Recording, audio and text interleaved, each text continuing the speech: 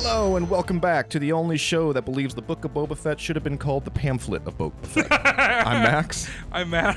I'm Luke. And this is Force for Thought. I'm only laughing at Matt. That wasn't a funny joke. That was dumb. Your laugh took me off guard. I was like, oh. Because sometimes you guys don't say a fucking word, and then we get to this point, you guys are just like, that was really funny. No. And I'm like, okay. No, that was really good. Because it's like that Curb episode when Jason Alexander writes a book and Larry's like, I read this over dinner. It's more like a pamphlet. But I mean, that's not why just reminding me of that as just a great joke because that's exactly what it should have been. Well, I thought of it at work earlier today and I kind of chuckled to myself. But Good. I wanted to get it out of my system now because this episode is not shitting on the Book of Boba Fett. For those of you who listen regularly know that I tend to do that, and someone on this podcast whose name will remain anonymous for now tends to take umbrage at the fact that I take these cheap shots. Or that Matt and I take these cheap shots at the Book of Boba Fett. So I like to prove like things. To prove that we do actually like the Book of Boba Fett as much as we do shit on it, that there are really good aspects to it. So with this episode, I thought it would be fun to just highlight some of those.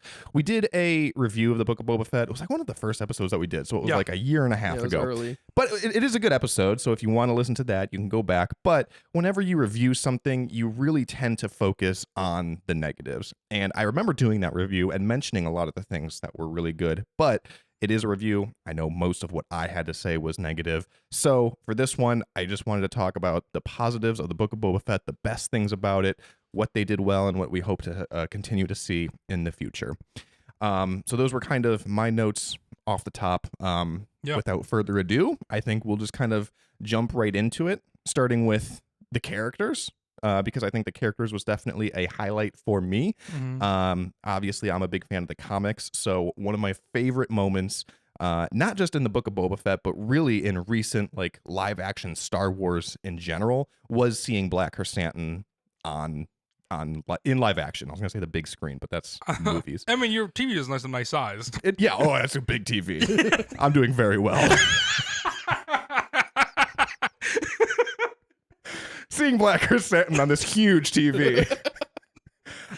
Because he was originally a comic book character, and it was just so gratuitous. There was no reason to include Black Chrysanthemum. No, there wasn't. It was for us. It could have been anyone. They could have introduced somebody new. It could have been one of the the Empire bounty hunter gang members there. So to do that was really just for a nod to the comic book fans, and I loved it. And I always liked Black Chrysanthemum in the comics. He's a very minor character. I mean, he only pops up like here and there. But seeing him in live action, he looked great. He kind of did what they needed him to do. I think he only really had one action scene against Boba Fett, and then he was a big part in all the action in the last episode, which, spoiler alert, is another highlight that we'll get to.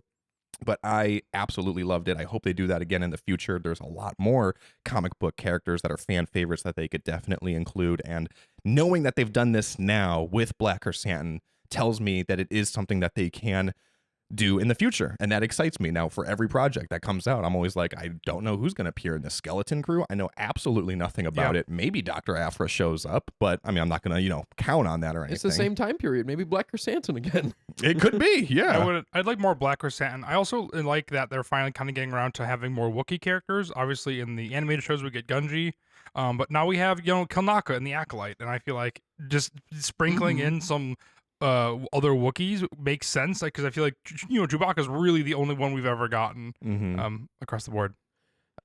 In the comics, he's always referred to as Black Chrysanthemum, but in the Book of Boba Fett, he's always referred to as Chrysanthemum. I'm okay with that.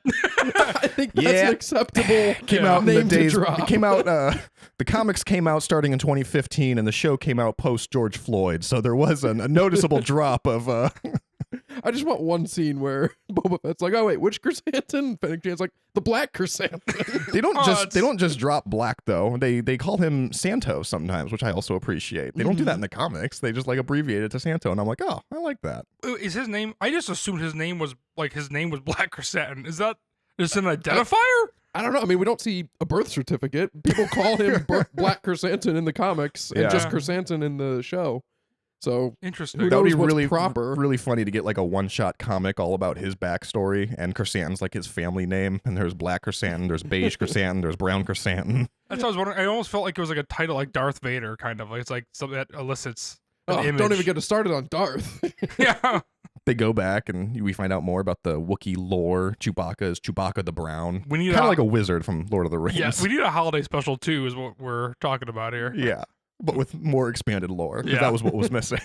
That was the best part of the holiday special. Black Chrysanthemum is actually lumpy. We also did a review of that. You can go back and listen to that as well. But yeah, that was not a fun watch. Black Chrysanthemum. I was super pumped to see him on screen, and there was it was actually a pretty cool reveal too of how they did it. I remember I was in pretty big shock and awe when I saw him. And I was like, oh my god, that is definitely Black Chrysanthemum. It was just I don't know. I absolutely love that they did that. Yeah, he was on my list too when we were coming up with that stuff too. I mean, it was just cool to see. And yeah, him ripping Boba Fett out of the back of the tank. As much as I like Black Chrysanthemum, and as much as I want this episode in particular to be positive around the Book of Boba Fett. How is this possible? All right, you're not being anonymous anymore. We're doing this because of you, my man. I always chuckle when I watch that scene when Black Chrysanthemum goes to assassinate Boba Fett or whatever, and he gets him in his bactopod, and it's like, oh, mission accomplished. He's sleeping. You're alone. And then he grabs him, wakes him up, and throws him non-lethally over there. It's like, dude, get a claw just into the head. And go home. That is not the Wookiee way, though. That is can't use claws. There's a theme throughout the show all about honor. The last episode is called "In the Name of Honor," and I do have a highlight about that later as well. So. I think there is something probably in Wookiee culture that would have forbade him from killing somebody in his sleep.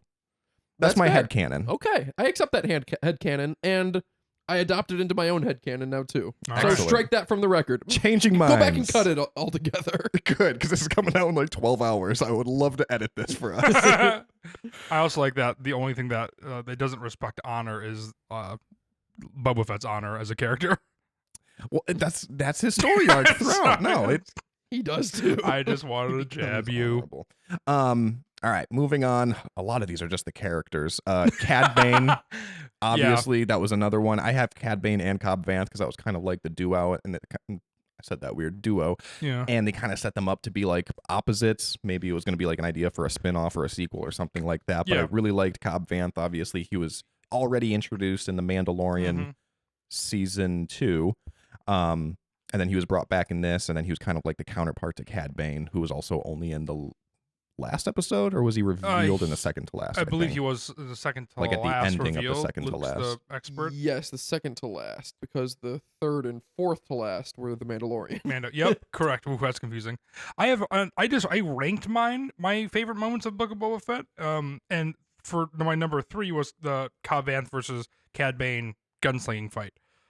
When it kind of what it kind of all boils up to, and I do love that aspect, and I think if you see Mandalorian as a western, I feel like that was a theme that they kind of got away from maybe, but I feel like that was the ultimate western moment was that duel. And then also it felt very it felt, again, talking about Clone Wars, that's not canon, that Cad Bane shot Boba Fett, which is how he gets the dent in his helmet. It felt nice to have a duel like that, and it felt like, I won't say reminiscent because I haven't said that joke in a while, but it did feel like this makes sense for his character with what we know presumably happened with Cad Bane and Boba Fett. So that was my number 3. Again, I know we're not ranking them, but that was pretty high up on my list of my favorite Cad things. Bane Cobb Vanth duel. Do you have that ranked higher or lower than the Cad Bane Boba Fett duel? I have this higher. Interesting. Yeah. Okay. I agree. I probably like it more. I remember when I was watching it, I was worried that the plot armor of Cobb Vanth, I don't know why I was worried about that. Maybe just because I liked Cobb Vanth so much and I knew how popular he was, that I figured he wouldn't die, which there was a post-credit scene implying his living. So I guess he still didn't really die. But I remember thinking, Cad Bane has been one of the galaxy's most prolific bounty hunters for 30, 40 years at this point. Yeah. There's no way Cobb Vanth stands a chance against him. And then they have the duel and it's oh, yep, I was right. Yep. Cobb Vanth is down. Cad Bane won. Without a doubt. He also looks great. I think Cad Bane looks really, really good. I know a lot of people like to change what characters look like online, obviously, especially in Kenobi and everything, but I feel like Cad Bane, he looked really cool. Yeah. I liked him a lot. He looked great. He sounded great. Yeah. It was a great decision to bring him in for that role. I wish he was in it more. Yeah. And to continue that theme of honor, that Mhm. is like kind of the important aspect of the show, because obviously he accuses Boba Fett of being dishonorable. Yeah. Because what does he say? What does he say when he accuses him of working for the Boba Empire? Fett is a stone cold killer that worked for the Empire. Yeah. Basically implying that like that's not necessarily against the code, but it's dishonorable to Mhm. work for the Empire, right? And we've kind of squabbled with that a little bit in the Yeah. past, 'cause I think Cad Bane kind of did the same. But regardless, Bad Batch season 3 came out after we talked about that, and that was the most egregious Cad Bane working for the Empire that we'd gotten in canon Mm-hmm. up till now. I'll talk about that more in depth when we do our Bad Batch season 3 review, but that episode is poopy. That of is- the Bad Batch. that's a good call though. Yes, it is very explicit in the Bad Batch. But he's anyway, not- it works for the theme though, right? Because he's accusing Yeah. him of being dishonorable basically, and that's kind of like what I think the show is trying to get at, is his transformation from this like dishonorable lone wolf, only out for himself bounty hunter, Mm-hmm. into, you know, somebody who actually has a tribe and has honor. So And hats It off to works. them not doing it by him finding a kid and having him go that route, like yeah. the Bad Batch and the Mandalorian and Obi-Wan. you know what? That is a really good point. I never thought about that, because I always kind of dislike all the parts with the Tusken Raiders. But yeah, you're absolutely right. They could have done it by him Yeah, adopting there a was small a kid child. there, but they did it the hard way and just slaughtered the child along with the rest of the Tuskens. Yeah. That's interesting. Well, Yeah, while I we're was thinking talking about about that, that. I'll add that as another one of my pros that I also had. The Tusken Raiders, they looked amazing. There was the chieftain and like the warrior Tusken Raider or whatever. Yes, Bling Guy and Dreads Guy is how I denote them in my Oh. head. I Just thought one you were that- actually saying their names for a second. I was like, oh shit. Bling Luke really Guy. does know his stuff. Bling No. Guy does sound One like had a name. lot of jewelry and Yeah. necklaces and stuff, and one had dreads. Yes. But they looked awesome. Mm-hmm. So if nothing else, it was captivating to watch on screen, just like looking at them. That's a mixed bag for me there. I mean, they look great. And I would love to see more Tusken Raiders. I just wish I mean, to me, it just made sense if they came back around to help them save the day. Yeah, I remember Um, when the show was coming out. It was before we did the podcast. I was texting Max. It might have been both of you, but I think I just remember Max saying this, that after like the second or third episode, I remember saying like, "All right, I'm kind of tired of this Tusken Raider stuff. Let's get on with present day." Mhm. And Max said, "Oh, it's all going to be worth it when Boba Fett leads the Tusken Raiders to save Mos Espa from all the Pikes." Yep. And then the next episode, they all died. And I was Yep. like, I really don't know if they're going to pull this together. Yep. On rewatch, it works a lot better because you don't have that kind of expectation or desire for them to pull everything together in that manner exactly like that. But on rewatch, I was able to appreciate for what it is, and I also really like the Tusken Raiders. For the record, my number one, I was not ranking them either, but I Yeah. kind of saw on Matt's paper he was ranking them, so I didn't want to be ill prepared just in case. It was the Dream Nose Bug to the tree. Love that. Because I've always wondered, there's a lot of lore with the Tuskens Yeah. that was explored. The little rocks that have water in the sand. I always wondered how they get water because they live in a desert, and so that it's got to be tough. And the banthas, they're organic and mammalian. Is that the word for mammal? Like, I mean, they got to drink a lot of water. And then, yeah, and where they get sticks. There's no sticks in the desert. There's no trees, but you just snort this little bug thing, and then you go on a Acid trip. acid trip Yeah. to a big tree, and then you get your stick. I loved that. And then you go and return your bug. I Interesting. liked all of that. I did not like that so much. I was about to say, I'm glad that you liked it. Yeah, I'm glad that you liked it. That's nice. I like hearing people explain things that they like, because I disagree, but I do appreciate that. I respect that. I like that. I like why you liked it too, though. Yeah. There's You gotta know? be there's Yeah. gotta be an answer, and nothing makes an overwhelming amount of sense given the constraints that they're in, Mhm. and that's the best they can answer it. I loved it. This is such a random tangent, but like, I don't think my brain works like that. Even honestly, thinking about how that logistically works sometimes. That's not true because I think about how reality works in the Star Wars universe. Like, but I was watching The Simpsons today, in one of my favorite episodes. Homer is stuck in traffic for like hours, and he gets to work and he parks, and he ends up just being behind his house. So he just drove like forever, and he just parked behind his house. And like that's like canonically doesn't make any sense because they have like neighbors behind them. But to me, like that joke is just so funny that it doesn't matter. That doesn't make any sense. And that's the same thing how I feel about the Tusken Raiders and Sticks. I'm like, I never even thought about or really cared about how they got them. I know. A lot of Star Wars fans are like that, where they hold seemingly random lore bits to such a specific standard that this has to make sense But in our universe, and it has to make sense to me, and with the laws of gravity and physics and whatever else reason that I'm familiar with, and it all has to make sense. And then other stuff, they're just like, yeah, well, it's a fantasy show, so whatever. Yeah, I know.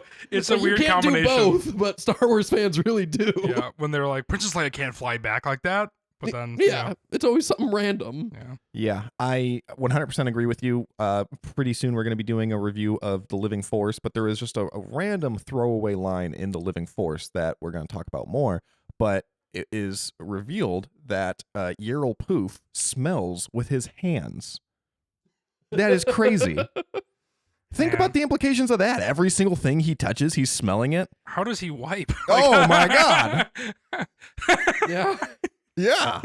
He's that's awful. He's got to use a bidet. That is, oh yeah. Yeah. That is terrible. Anyway, stay tuned for our Living Force review, folks. Let's stay on that for a couple more minutes. Yerl Poof is so captivating in so many ways. I know. Maybe my favorite character in that book. Well, Matt, you were kind of talking about the realty, and we talked about this before, but another one of my pros, again, this sounds stupid, but it's like a little bit of lore that, like, as I'm watching Book of Boba Fett, I'm just like, I'm glad that I got to see this. Mm-hmm. It's Jabba's garage. Yep.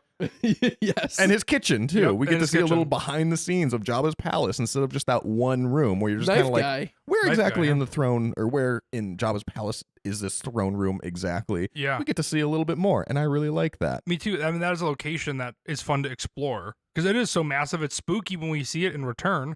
And so it's nice to be able to explore that. And like you said, his garage is, I remember like freaking out when that came on screen. Yeah. Because it was just, I don't know. It's like, it's so simple. Like, there's nothing mind blowing about it. But I remember watching it with you, and we were just like, this makes so much sense. Yep. Like, yeah, this is where Boba Fett parked his ship. It's got to be somewhere. Yeah, exactly. Exactly. And that goes nicely into my next pro, which is all the Slave One content. Mhm. Unfortunately, we didn't get a whole lot because he never really leaves the planet. Yeah. But for staying on the planet the entire time, we He did get a surprising He amount doesn't of need Slave to One leave the content. planet when you go and slaughter all those pirate. What were they? Nikto gang. He goes and slaughters all of them, and then drops a seismic charge in the Sarlacc pit. Yes. That's all you need to see. It was. That's why it's a pro. That is all we was saw, cool. and it was very satisfying. I Yep. loved it. I It was think nice. it was Mandalorian season 2, not the Book of Boba Fett, when they're in the Slave One, and you see the ship like rotating around the. Yeah, Crew we see that for the quarters. first time. Mhm. That was really satisfying to see, because that's always been such a huge question mark for everyone that ever Yeah. played with a Slave One toy. Yeah, it is. It's like, all right, you load him this way, and then no, that doesn't work. But you don't want to load him that way. And yeah, they got it to work perfect. Yeah. Oh man, there's so many moments like that. That is great. And when we do see the Slave One for the first time in the Mandalorian, he uses a seismic charge there as well, and it is satisfying. But something about just seeing him like fly so close to the ground and just completely obliterating that biker gang was very satisfying. I loved it. Yeah, it's nice. It reminds me of a tweet I sent out once when I was reading the Star Wars 2020 series by Charles Soule. I remember specifically just because Charles Soule responded, because he was so. What I said was it was a panel from one of the issues of Luke Skywalker. His like boat or speeder or something crashed on the sand, on the water, and he crawled onto the sand, and he made just like a small comment like, "Ugh, sand, I hate it." And I captured that and tweeted it, and that it was this comic series is the perfect blend of course that happens next, and I can't believe that just happened. And that's how I feel about the Book of Boba Fett too, because it's just so logical from one point of view. Like, yeah, Boba Fett's got to go to the garage and get his ship, and then he wants to go back to the Sarlacc pit and find his armor, and then it's like, well, now you gotta drop a seismic charge in it, because blow it up. Yeah. And that whole sequence when the Sarlacc pit is like trying to grab the ship and everything. Yeah, it's cool. It's eerie too when he's like trying to slowly hover in right above the Sarlacc pit, because it's like the way the ship is designed, like his like face is like right up against the glass. So there's very little room between him and the Sarlacc pit. Like any other ship, you would have the entire like nose of the ship between you. But Yeah, he's got a lot of confidence that spooky. he'll be fine. I know I I didn't wouldn't bring want it to return up. there. I know I didn't bring it up in our Book of Boba Fett review from last year, but now I just can't stop thinking about that because he did fly Slave One like straight into the pit. Like he went in a little bit, right? Mhm. Yeah, insane And decision making. What Very does close that up. imply with the special editions adding a beak to the Sarlacc pit? The beak obviously wasn't there because Slave One couldn't fit in a beak, but he still goes in, No, so I the think beak it- retracts. Was it? I think the beak still. Ooh, I guess that's a good point. The beak? I should have rewatched. I didn't want to rewatch all of Book of Boba Fett again just for this podcast for this episode. If it's not a full review, For this podcast, For like this your episode. other one though. Lucas many Star Wars podcasts. But there's no beak in Book of Boba Fett when Slave One goes into the Sarlacc I don't pit. think that I'm there certain is, there's but no beak. I guess that implies Because also how it couldn't fit. the special editions are canon though, so that implies that the Exactly. beak does retract, that it does go in and out. But then you can still go inside without going inside the beak. So the beak is inside the mouth. The beak isn't the mouth. I guess the beak could be a second mouth and just. Kind of like the alien. Yes, thank you. The xenomorphs. Yeah, I've never seen Alien, but it should. It's great. based on just that exchange, I'm certain that's what it was. Someone in 97 was like, oh, let's do it like Alien. Makes sense. Yeah, honestly, it makes a lot of sense. But also, having Boba Fett go back to the Sarlacc pit is like having Jacob Tremblay going back to the room in Room.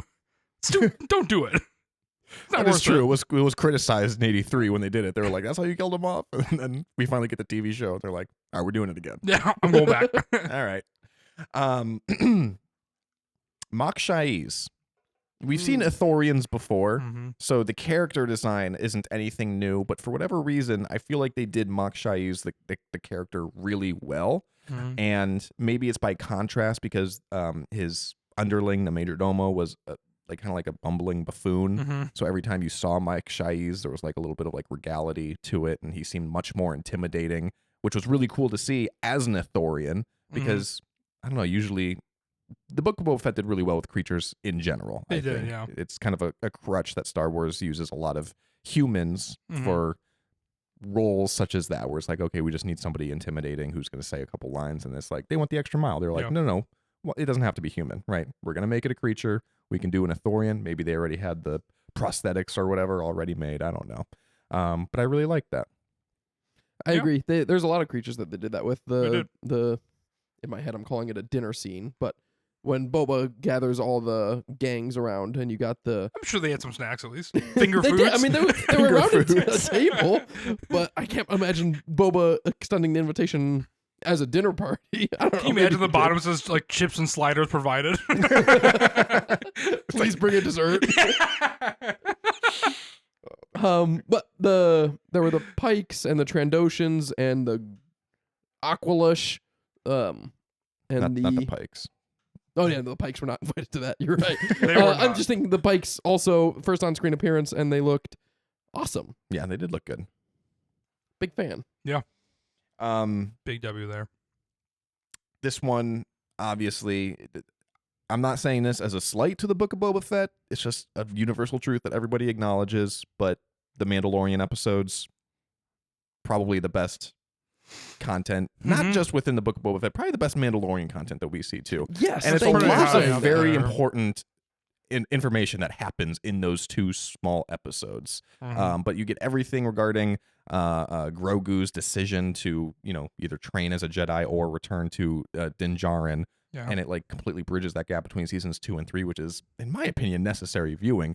But it's not just necessary because you gotta watch this because of the significant plot points, but it's actually really good too. Like Yeah, if it's I great. tell somebody like, don't worry, like you have to see these 2 episodes of the Book of Boba Fett to go from 2 to 3, seasons 2 to 3 of Mandalorian. They're really enjoyable. I think Yeah, those 2 they're great. episodes are on par with season 2 of the Mandalorian, which agree. I hold in very high esteem. I think season 2 is fantastic. Same. I agree that those 2 episodes are 2 of the best episodes of The Mandalorian. The one where he builds the N1 Starfighter is... or and you get the rebuilds N1 Starfighter. Mhm. That's right. It's good, but it's like a lot of episodes of Mandalorian where it's not... I wouldn't say it's like necessary viewing. Like, he got a ship. You don't need to see him building it for an entire episode. Mhm. But the second one, you learn all the lore about the Night of Tears. That's from High The Republic. Night of a Thousand Night Tears. of a Thousand Tears. You learn all the lore about that and the Darksaber and how he's an apostate, and you need all that information going into Mandalorian season 3. So it hurts Boba Fett in some ways, but it's also just damn good Star Wars content. And at the end of the day, that's what I'm here for. Because like I've said 1,000 times, I don't review or look at Star Wars in the lens of TV show. I look at it in terms of Star Wars, and it's some really good Star Wars. Yeah, I one of my in those Mandalorian episodes as well. One of my favorite things is the intro fight with Mandalorian. I think that's a great when they're in when they're in like the cold cut butcher like back room. I love that. That is a great fight scene. I remember being excited and relieved to see Mando in that viewing of Boba Fett when you're watching it week to week. And then one of my favorite parts, and this is number 1 on my list, is Luke's Jedi Temple. I love being able to see that. The temple itself, and I think because that's when Ahsoka's there as well, correct? Mm-hmm. And so getting the interaction between Luke and Ahsoka, getting this interaction between Mando and Ahsoka, seeing those weird droids be able to build everything up, and then also just the idea of Luke's temple, because the last time we saw anything with Luke's like really his temple or whatever this is the basis to what he's going to be building in The Last Jedi, which is obviously then we just see it destroyed basically. So to see it very small and very kind of like bare bones, I like that. I like that quite a bit. Again, just like world building to see how he lives there makes a lot of sense. How he lives in like Octu, which I don't know, I just love that thread. And so when people complain about Luke and his journey, I'm like, well, no, it even makes sense, which is not again the best thing to like go watch Book of Boba Fett to understand Luke Skywalker, but like I think it helps. Book of Boba Fett episodes 4 and 5. Yeah. No, I absolutely agree. And going back to that fight that you were describing in the first part of that episode, in the meat locker or whatever, that fight is so fun to watch. But one of the best parts about it, in my opinion, is the fact that Mandalorian gets wounded. So it adds stakes to it because it's the first time that a blaster didn't miraculously hit off of part of his body that has Beskar. Thank you. You want to say vibranium every time for some reason? Because I feel like I always want to. There's a bunch of I want to say nothing adamantium. every time. There's just nothing that comes to my mind, and it's so frustrating. But anyway, yeah. So I really like that aspect of it too, and kind of like just seeing him hobble away wounded. And if I recall, he did it to himself. He was just mishandling the Darksaber. Din Djarin is not a good fighter. No, he's not. But it's definitely not an S tier bounty hunter. It adds hunter. such a good level of realism. It adds such a good level of realism, though, because that's what would actually happen if anyone was given that weapon in any fighting scenario. Yeah, but he even giving him a weapon of a blaster, he's not good with it, at all. One of the biggest gripes. He's not with the best bounty hunter in the galaxy because he's a good fighter. It's because he's the bravest. He's got heart. Yeah. He tries his best. Yeah. He's got... I don't know what your Jewish word is for that, but I'm trying to think. He's got... Moxie. Chutzpah. Chutzpah. There it is. Don't act like you didn't know what it was. Closeted Jew. Another thing on my list was Danny Trejo. No, that was not a good. Not.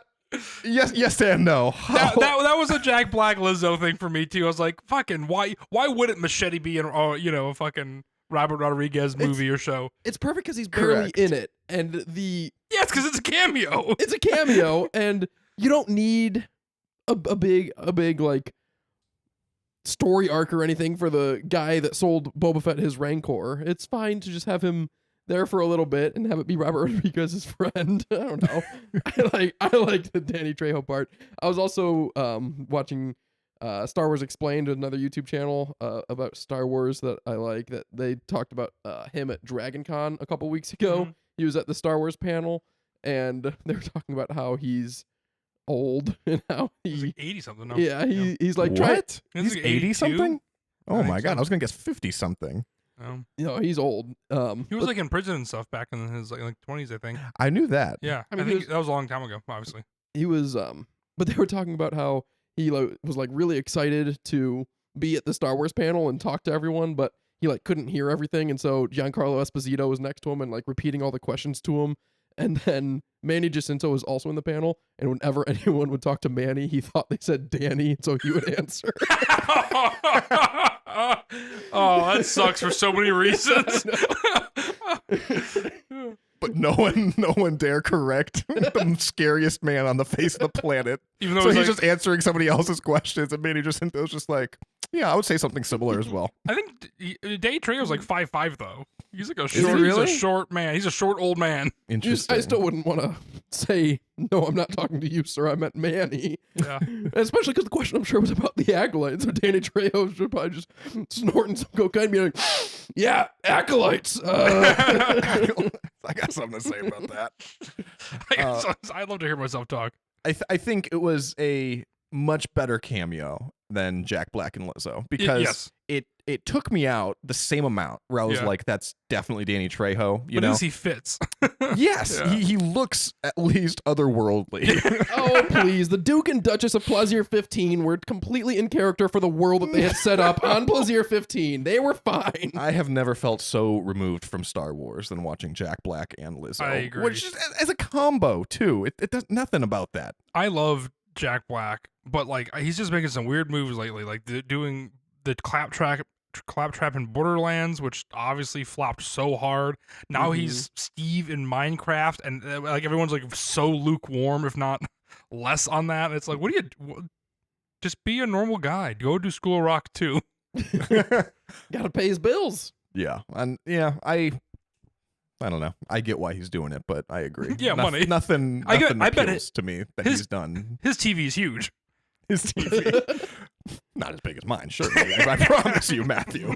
I also like the quote that Boba Fett says, like a bantha, when he's teaching the same people Like a to drive You the do quote speeder. that So quite a do I, bit. but like because it's bad. Like No, it's not yes, bad. Yes, it is. It's fun. It's at Star Wars Celebration 2022. I remember Tamara Morrison was talking in a panel. So it was May 2022. So it was like 5-6 months after Book of Boba Fett came out. He was talking about how whenever he signs autographs, people always want him to say, just a simple man finding my way in the galaxy. Or recently, everyone's been asking me to write like a bantha. And now, 2-3 years later, I wonder if those people that got that like a bantha autograph are regretting it. Like, this was really just a meme for a couple months. Yeah. It's not the most prolific Boba Fett quote. Like a bantha, I feel like could be a really good pop song. Should we just turn this podcast into making music about Star Wars specific? We're gonna do like a Virgin spoof by Madonna. Oh, Madonna, like right? a bantha, yeah. Yeah, like a bantha. I don't think that line is bad. I do think that it's silly. Yeah. It's a good combo. I don't like the way it's performed. I don't know. It's like it gives me the ick. When I watched it, I was like, That's gotta do it like a bantha. They don't speak English or basic. You're just trying to impart knowledge any way you can. Well, speaking of writing, obviously, I think no, I have one more after this.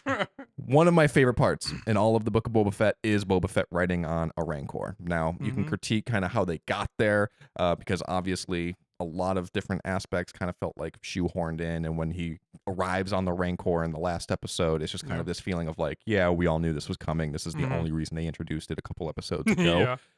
I don't care, and it doesn't matter. Yeah, I agree. As soon as you see that camera pan up and you see him like slowly come over the It's top great. of that Rancor, you're just like, yep, that's what I came to see. Yeah, it is. Like that. I didn't care how it was done or how we got there, though. It was just like, yeah, we knew that was going to happen, and it happened, and that was good. Like, I'm glad they didn't fake us out, because that would have been so much more upsetting. Right. Like, oh, actually, that's something that we have planted for season 2. And it's like, no. Just do it. give it do to the me. thing. Yeah, I do love the Rancor. People that like to shit on Book of Boba Fett, mainly you two, I'm imagining watching Book of Boba Fett, and you're at the last episode, and you're just sitting there with frowns on your face, like, oh, but the plot and the writing is not consistent with the way they set this and that up. And it's like, Boba Fett is riding a Rancor right now, stomping on droidicas that are like 5 times bigger than droidicas. I don't remember what they were exactly called. But like, that's awesome. If you don't like that, you hate Star Wars. Was it like droid mechas or something? It was something similar to droidicas. I don't remember. Actually, droid mecha does sound familiar. But that's exactly what they look like, right? They were just droidicas scaled up Bigger. 5, 6, 7 times. Yeah. Someone hit like Command Shift and just dragged. Yeah, Yeah, I agree. No, I like that. There is a certain amount of Star Wars that you do have to just suspend your disbelief. Yeah. So I would like to do something similar in the future for the Acolyte as well, because there's a ton of things in the Acolyte that I absolutely love, and the level of scrutiny that some people apply to Star Wars is just so unfair, right? So real quick, to go on a quick side tangent, people were complaining about the choreography in the Acolyte because, like, oh, if you watch it frame by frame, there's parts where like so and so like tried to like punch, or there was a kick and like their chest was exposed and you should have just slashed instead of kicked, and like you could have killed him right there. And it's like, honestly, dude, just shut the hell up and just enjoy it. You know what I mean? That stuff's too far. So it's like when you see Boba Fett on a Rancor, enjoy it. enjoy Love it. Yeah. You know, Star Wars is giving you a gift. They're just saying, look, this is fun. You like this. That's so lame. I hate when people critique. That's the one I again, if you're critiquing the choreography in like Last Jedi and stuff, it like irks me so bad because it's like that is just the way movies are able to come together. I mean, again, if you're critiquing that shit, you have other problems with Star Wars. I mean, you watch A New Hope or you watch Empire, and it's like the choreography is trash. Return of the Jedi. The Yeah, choreography is trash. specifically. I just rewatched it. I mean- and that bothers me so much because I see Max tells me that people complain about the choreography in The Acolyte, which I think is ridiculous because that's the best choreography Star Wars has ever had. Yeah. But I've heard it also in The Last Jedi or the prequels. They do a lot of unnecessarily twirling. But like that's- Darth Vader falls down to the ground so that Luke can get in his two-hand overhead hacking position because that was a mark that they had to get to. Like Darth Vader is not knocked to the ground or anything. He falls down and crawls over there because that's where he has to be in the next second. Yeah. And I think that's the most glaring choreography mistake in all of Star Wars, and it's never talked about because it's in the original trilogy, and everyone has to praise it because it's 40 years old. Yeah, but you do have to praise it, though. I will defend this one. Didn't think I was gonna have to defend Return of the Jedi, but that is my favorite Star Wars movie, so I disagree. I think the You know what I'm choreography talking in that's about? really That good. exact I moment? do, yes, but I mean, Darth Vader is elderly at this point. I mean, he is human, and yes, he's like fueled by hate and anger and the dark side and all that stuff, but he was already on the brink of turning, and the love for his son, and canonically, he's how old at this point? I don't know. But anyway, that choreography is great. What I was going to say was it's the intellectual dishonesty because the people who critique the choreography in like The Last Jedi also defend it in the prequel trilogy. That's what gets me. If you are going to be consistent and say that the choreography is bad in Return of the Jedi, The Last Jedi, and the prequels, fine. I disagree with you. Like, I think it's fun, but at least you're being consistent there. But to say one and not the other, I'm like, you're gone. I've never even considered the choreography. I feel like in these movies, like I said, like the choreography is trash in the original trilogy, and that's not actually trash. But like for the time again, it's like Star Wars had so much other shit to approve. Story-wise, visual effects, everything else, the choreography was like last on their list. And then you think about when the prequels were made, it's like that is very much of its time when you look at those other movies that were coming up. I feel like the Matrix obviously was a huge one. The movie, like the Jet Li movies, like The One, like all of the Jason Statham movies, like all that shit was so, I don't know, so high up there. So it makes so much sense that would be part of it. But fuck it doesn't matter. Continue. This is a whole other topic. Yeah, Star Wars is meant to be fun. And listen, that's the exactly. whole reason we're doing this episode is because it's about one of our least favorite parts of Star Wars, but there's still fun parts in it, and you have to look for that, and you just have to enjoy it. And if you just want like realism and seriousness and everything, then they're going to stop creating because there's really nothing else that they can do at this point. If you want a realistic lightsaber fight, it's going to be one-on-one. But if they come to you and they say, like in The Last Jedi, like, okay, we can have 8 Praetorian guards and 2 Jedi, Kylo and Rey, but, technically, whatever.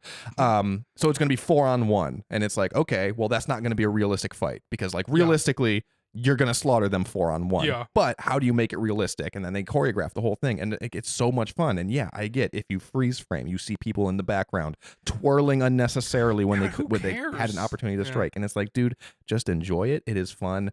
You're I don't whatever. I know I'm getting heated over something that the message that I'm we trying to say brought is that Star Wars is meant to be enjoyed.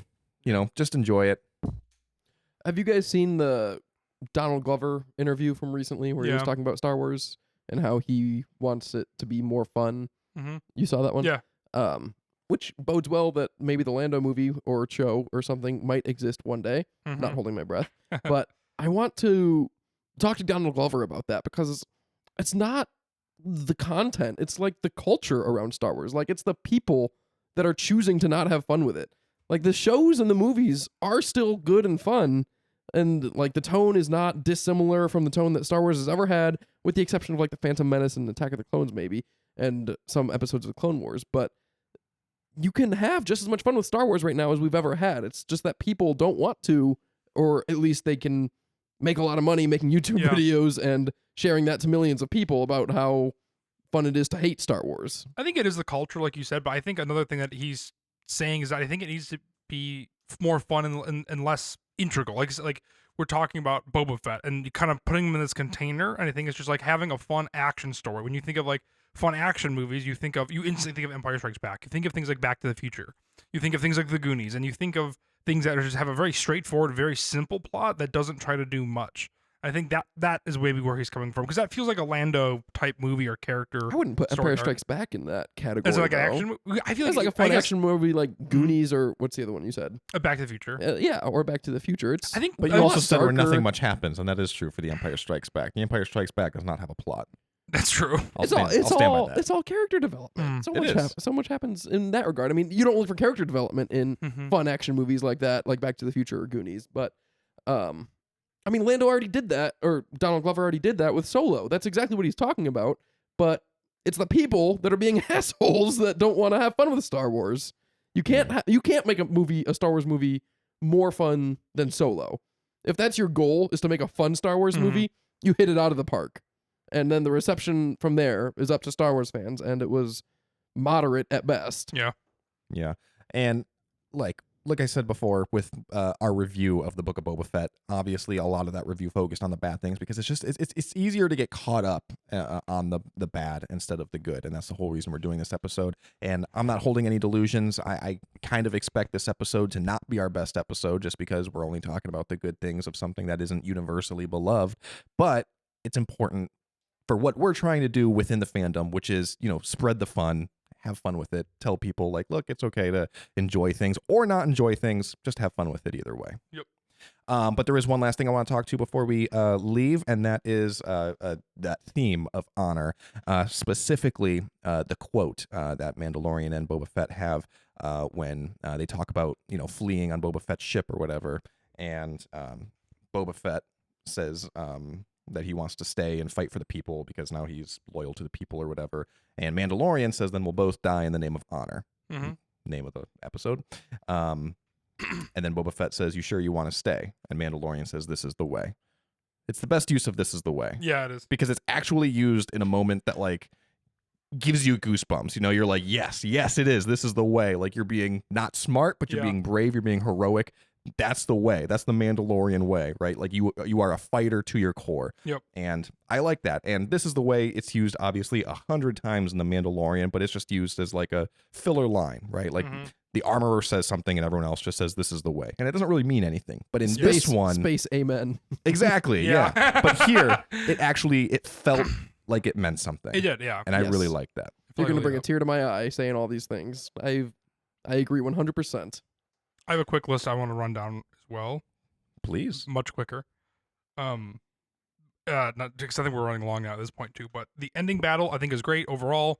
I really like when Mando shows up. I think the Book of Boba Fett does culminate to something which I liked a lot. Again, if their intention originally was Mando to come in, it felt like it. Again, expectations versus reality, I feel like needs to be clarified. Fennec Shan hanging somebody at the end, that still shocks me. Yeah. That was so brutal. I still think about. I think that might be one of the most brutal things. That took us out of it, how much it was brutal. When we watched it together, you and I were like, oh shit. And that is dark. And I got the same thing when Jecki died in The Acolyte. It was like a moment where you just do not see it coming, at least that aggressively. You're like, oh shit. I love that. Escape from Sarlacc Pit. That's a moment that we've all been waiting for forever. It could have been elongated, sure, but who cares? I think it was is finally nice to see that the actual escape from Sarlacc, just to see the insides and stuff. I know that raises some questions, but that was super nice to see. And to see it exactly as Patton Oswalt described it in his filibuster from Parks and Rec. Yes, exactly. Yeah. Very satisfying. I feel like they had to have known. And then Order 66 from Grogu's perspective with Keller and Breck. Is that not in the Mandalorian episodes? Is it not? No, that's Mando season 3. Is it? Mm-hmm. For some reason, I thought there was. Is there other Order 66 stuff in? from Grogu's perspective? That's what I've written down. I didn't have Keller and Beck. I just lumped those together. But I'm pretty sure there's other Order 66 perspective stuff from Grogu. There is. You get the that first, is what I'm talking about. Not Keller and Beck. It's not Keller and Beck. Yes, but it's the beginning of that. Yes. So Grogu's perspective of Order 66. Yes. That was my number 2.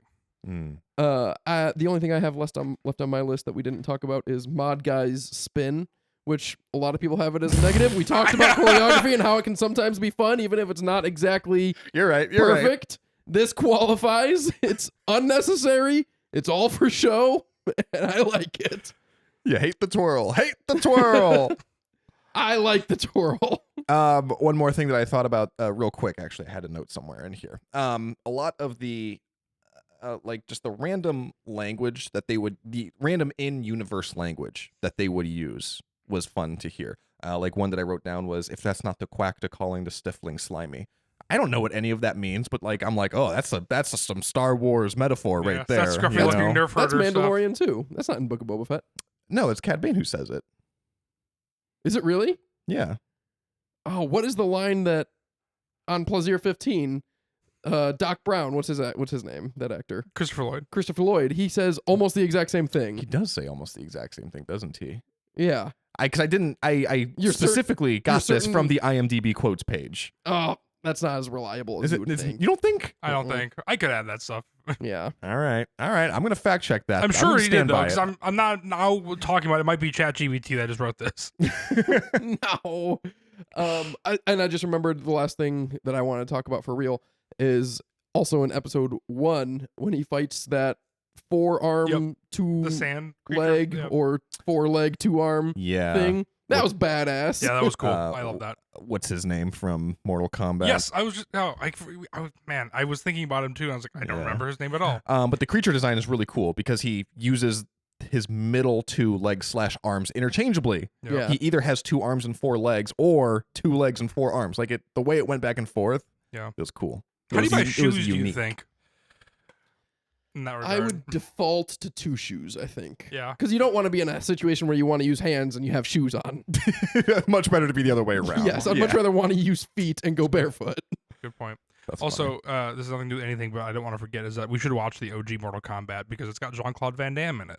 Does it really? Yes. I didn't realize. What year was that movie? I don't know. You big Jean-Claude Van Damme fan? No, me and Max. We watch a lot of his movies. Yeah, we've been trying to go through them all, but there's like 100.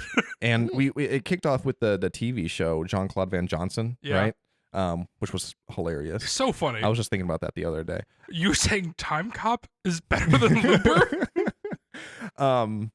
Put out a guess. What year? I'm gonna that put you on Mortal record. Kombat? Yeah, 1990. 90? That was going to be my guess. I also guessed 1990. All right. Well, if we're wrong together. You guys are. I'm not putting a guess out there. All right. Does anyone have any force for thought? I do. I frequently say in the middle of our podcast, like, oh, I should probably save this for a force for thought, but we're talking about it. And I actually saved it this time because, well, for one, we were trying to be more positive this time, and Max was getting a little defensive about Return of the Jedi. But also in that same scene of Return of the Jedi with what I would call poor choreography, Luke and Vader are having that moment when Luke says, I will not fight you, and Vader talks about his sister, and it's a great scene, but like they're essentially just playing hide and seek at that point. Like Vader's looking around the corner. I love that though. Luke's just hiding. But then Luke finally stands up and says never. He's like right next to him. He takes one step and then they're in a lightsaber duel again. Like he was having a conversation and Vader couldn't zero in on this guy. Maybe he can throw his voice. He's a good ventriloquist. Darth Vader's feelings were being clouded though because he was already on the brink of turning to the light, and his son, he didn't really want to kill him. He wanted to turn him against the Emperor too and assume the throne with him and everything else. And think about Vader's perspective in that moment. Darth Vader did not know that he had a daughter until that moment. And I know I've talked about this before on the podcast as well, but the tragedy of Darth Vader is something that I'm really interested in talking about it at another point. Darth Vader, his final words were, "You were right. Tell your sister you were right."